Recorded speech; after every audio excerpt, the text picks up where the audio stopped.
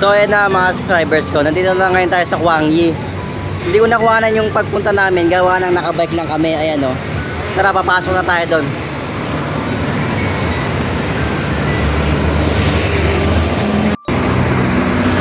Ito ang Guangyi.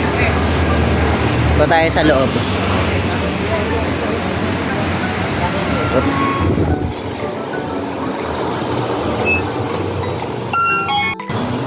Hanap tayo ng mabibilhan ng gulay dito, panghalo, pang sahog sa binili kong baboy.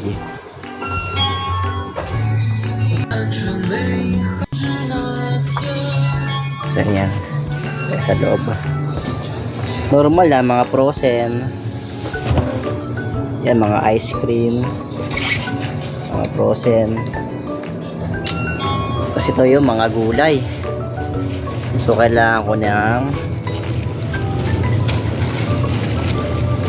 tatlong kamatis. Ito, dalawa. Pwede na to. 33 NT. Tapos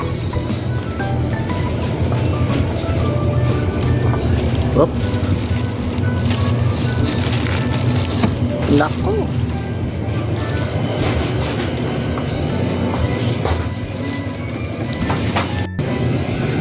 Wala pa yatang pechay dito.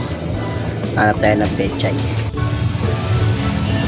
Ito na may mga ibang gulay nila dito. Ito. Mali ah.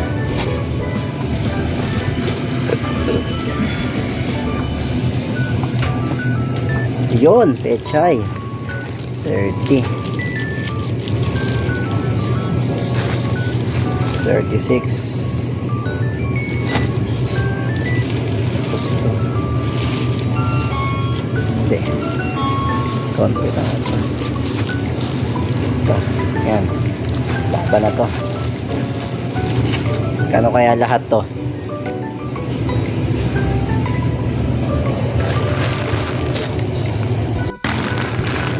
So yan, bumili tayo ng kamatis, dalawang pechay, isang repolyo. Ihalo natin sa baboy na pinili natin doon sa tabi.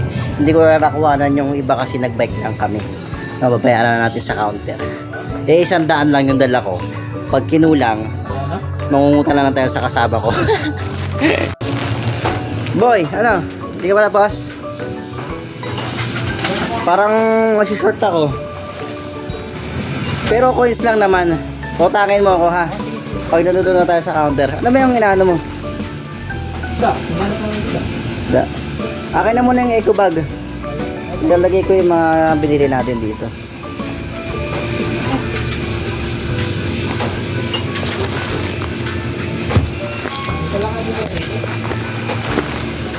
Palaka.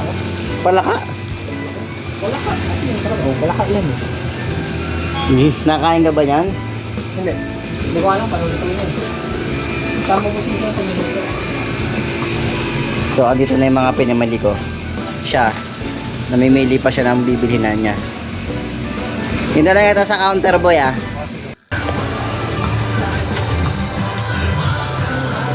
Magbabayad na kami ngayon sa counter. Nararamdaman ko magkukulang ako, eh. Hi! Say hi to my vlog. This is my vlog. Kabayan! Pilipino, hi! So, yun na nga yung hula. Totoo ang hula na nagkulang ako ng 15 NT. Kasi 200 lang kasi yung nadala namin pera. Nag 200 kami ni Lem. Ngayon lang ako nakautang pa ako kay Lem ng 15 NT. Kasi ngayon palabas na kami ngayon. So, ayun mga ka-cybers ko, nakalabas na kami ng store. Nakabili na rin ako ng mga sahog sa lulutuin kong ulam ngayong araw na to. So bago ko tapusin tong video na to mga subscribers ko, sana nandiyan pa kayo ulit at suportahan nyo ako ulit sa video ko. Susubukan ko gumawa ng paunti-unting video lang kasi busy rin eh. By the way nga pala mga subscribers ko, nandito na ako ngayon sa abroad, sa bansang Taiwan.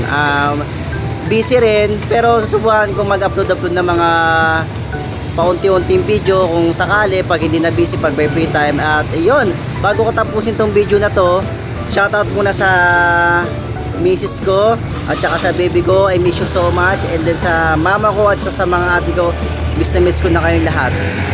So ayun mga subscribers ko, hanggang dito na lang muli. Kita-kita lang tayo sa video ko, sa susunod kong video, and may God bless you all.